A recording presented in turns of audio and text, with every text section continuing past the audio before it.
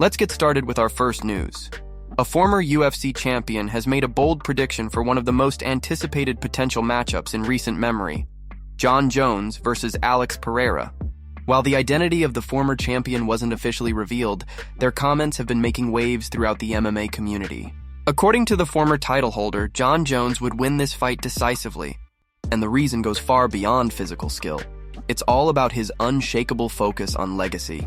The former champion believes Jones is completely locked in on cementing his status as the greatest fighter of all time. That hunger for historical greatness is what continues to push him, even after years of dominance inside the octagon. According to this perspective, every move Jones makes now is calculated. Every fight he takes is chosen because he believes it plays directly into his strengths. He cares about his legacy only, the former champion stated, emphasizing that Jones doesn't fight for money, hype, or validation. He fights to solidify his place in the history books. And if he ever steps into the cage with Alex Pereira, it will be because he already knows he can control that fight from start to finish. The belief is that Jones would use his elite wrestling and grappling to neutralize Pereira's world-class striking. While Pereira's power and precision have destroyed many opponents, Jones's fight IQ, range control, and relentless ground game could make all the difference.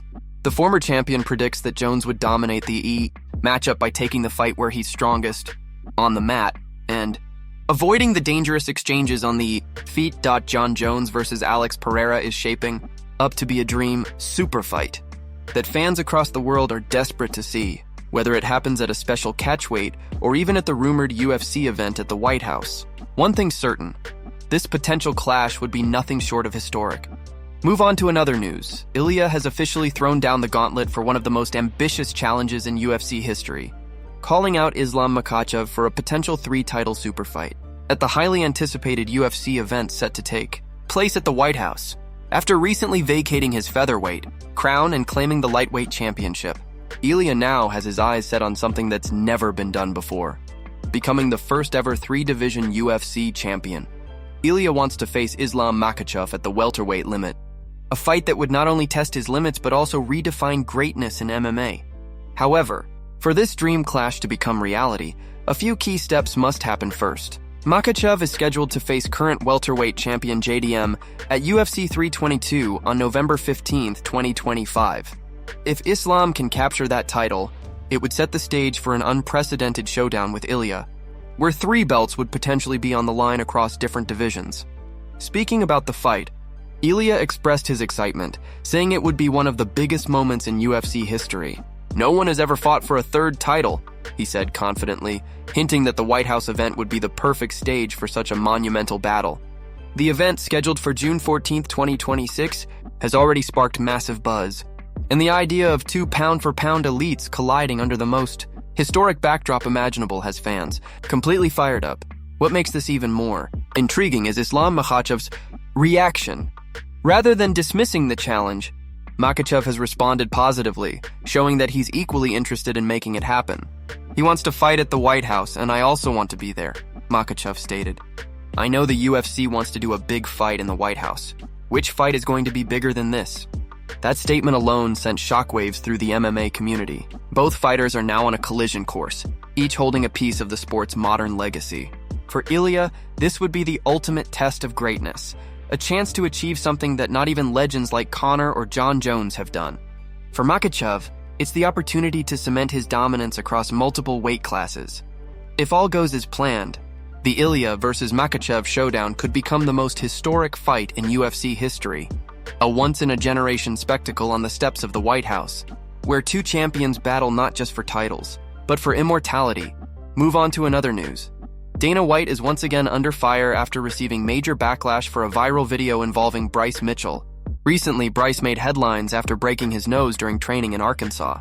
What shocked fans wasn't just the injury itself, but his public plea for help to fix it. Bryce explained that doctors were asking for around $2,000 just to straighten his nose, and he couldn't afford the medical bill. He posted a video saying, "Hey, I'm in Searcy, Arkansas right now. I need my nose straightened out. It's broken, you can tell it's sideways or whatever. But dude, the doctors are so expensive, like $2,000 or something just to set my nose. Can somebody here fix it for free?" That short clip immediately exploded across the MMA community, with fans calling out the UFC and Dana White for not paying fighters enough to cover basic medical expenses from training. Many pointed out that Bryce has fought 12 times in the UFC, losing only 3, yet still struggles to pay for an injury sustained while preparing for his job. Some argued that the UFC, as the top promotion in the world, should at least cover medical costs for training-related injuries. Sean Strickland was among those who reacted, sarcastically commenting, "You have to have a fight booked to get medical from the UFC. LMAO, what a joke." Other fans piled on, saying things like Dana pays them peanuts. It's always been that way. Will never change. And one of the best fighters in the world under UFC contract has to pay out of his own pocket to fix a training injury. This is sad. Comments poured in from fans calling the situation embarrassing and proof that the fighter pay system is broken. Bryce later posted an update, saying that one of his friends came over and straightened his nose for free.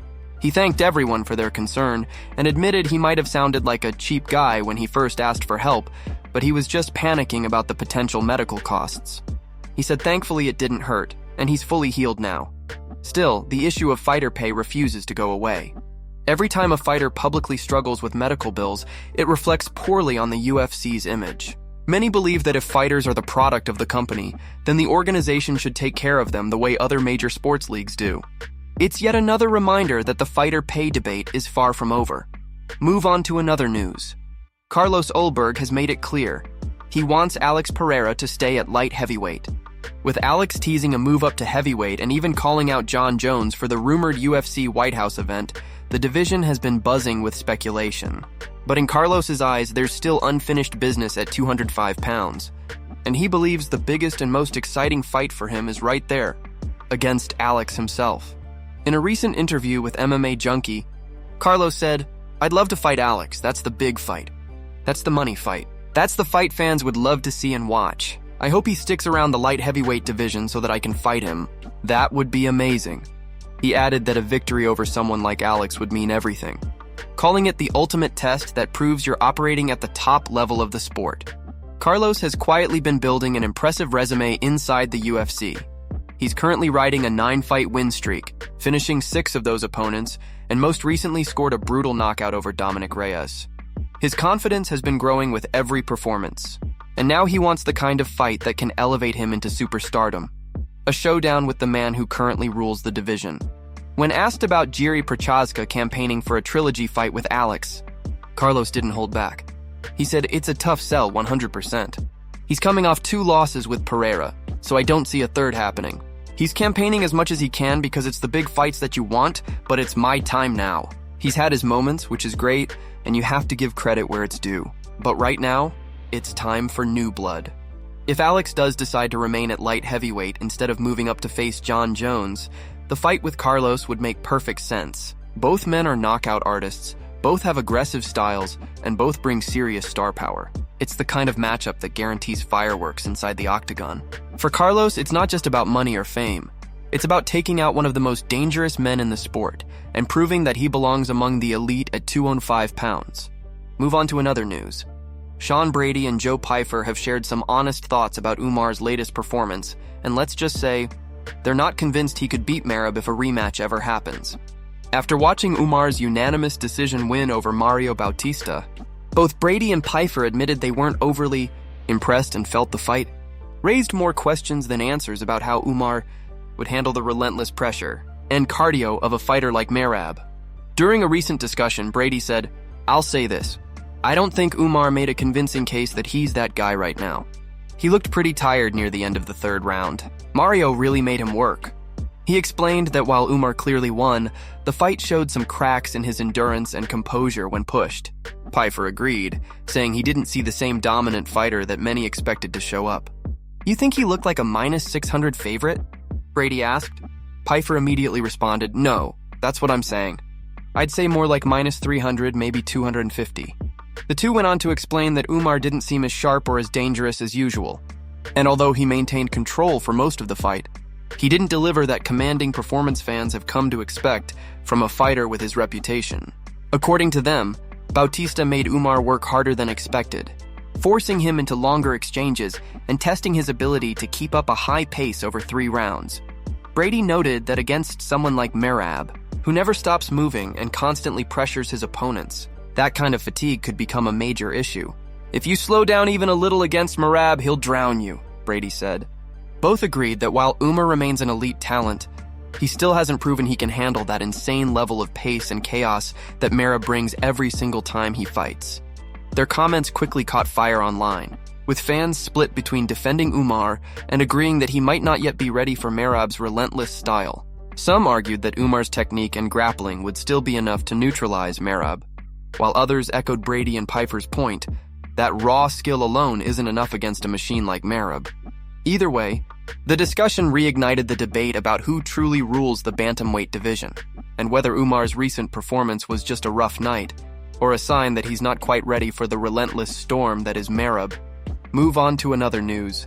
Ciryl Gane's head coach, Fernand Lopez, has finally reacted to the chaos that unfolded at UFC 321, where the highly anticipated heavyweight clash between Ciryl and Tom Aspinall ended in controversy following that accidental eye poke. In his first detailed response since the event, Lopez offered his perspective on what went down and how the team feels about the backlash that followed. For us, everything was going as planned. Absolutely planned, Lopez said. Unfortunately, if he can't see, he can't see. There's nothing we can do about it. He emphasized that Ciryl was executing the game plan perfectly before the incident occurred, and that the fight was shaping up exactly as they expected. According to Lopez, Ciryl was beginning to find his rhythm, managing distance well, and starting to impose his striking just before the accidental poke brought everything to a halt. The moment the referee stepped in and Tom indicated that he couldn't see, the fight was waved off, leading to an explosion of debate online. Fans were divided. Some believed the injury was genuine, while others accused Aspinall of looking for a way out. Lopez addressed that reaction too, saying people need to show more respect for fighters who step into the octagon. These guys are risking everything in there. It's easy to judge from the outside, but inside the cage it's different. If Tom says he can't see, then we have to take that seriously, he explained. Despite the controversy, Lopez made it clear that Ciryl handled the situation professionally. Ciryl was ready to continue, but once the fight was stopped, there was nothing to argue. The rules are the rules, he added. Lopez also expressed disappointment over the criticism directed at both fighters, especially after such a high-stakes matchup. People need to understand, these athletes train for months, putting their bodies and minds on the line. Nobody wants a fight to end like that. It's heartbreaking for both sides. He concluded by saying that Ciryl remains focused and motivated, and that the team will be ready for whatever comes next. We're moving forward. Ciryl will come back stronger than ever, Lopez promised. While the UFC reviews what happened at UFC 321, Lopez's calm and composed reaction has added an important voice to the conversation, reminding fans that in the fight game, sometimes accidents happen, and respect should always come first, move on to another. News. Henry Cejudo recently revealed something pretty surprising. He actually went to the same eye doctor that Sean O'Malley used after getting poked in the eye by Song Yadong. According to Cejudo, the experience gave him a whole new level of appreciation for how complex and delicate the human eye really is. What made it even more interesting is that he didn't go alone. He brought one of Tom Aspinall's close friends with him to the appointment and is now recommending that Tom visit the same specialist to help with his recovery after UFC 321. Cejudo explained the story in his usual animated style, saying, "I ended up going to Sean O'Malley's eye doctor. How convenient, right?" He laughed as he shared how advanced the technology at the clinic was. "This guy has all the gadgets, man. He's able to pinpoint exactly what's causing you to see double. He can literally show you what's going on inside the eye. It's crazy." Henry said he was fascinated by the level of detail and precision the specialist demonstrated. "It's so cool, bro," he continued. "Like, you really get to know the eye. The eye is like a whole world on its own. You can see the layers, the structure, even the damage if it's there. It's wild." Cejudo also mentioned that he brought along James Mystery, one of Tom Aspinall's close friends, so he could see firsthand how the process works. "James was there with me," Henry said. "He got to see what's really happening behind the eye. All the little details most people don't even know about." Now, Henry is encouraging Tom to do the same thing, to get the best specialist possible and make sure his recovery is handled the right way. "If I'm Tom," Henry said, "I'm looking for the best specialist out there. You want someone who can tell you exactly what's going on, how bad the damage is, and how long it's going to take before you can come back and compete again. Cejudo's comments come at a time when eye injuries have been a major topic in the MMA world, especially after the controversy surrounding Tom's fight with Ciryl Gane at UFC 321. Henry's experience adds a new layer to the discussion, showing that even top fighters are realizing how critical proper eye care and medical technology can be for extending their careers. It's another reminder that in this sport, even the smallest injury can change everything.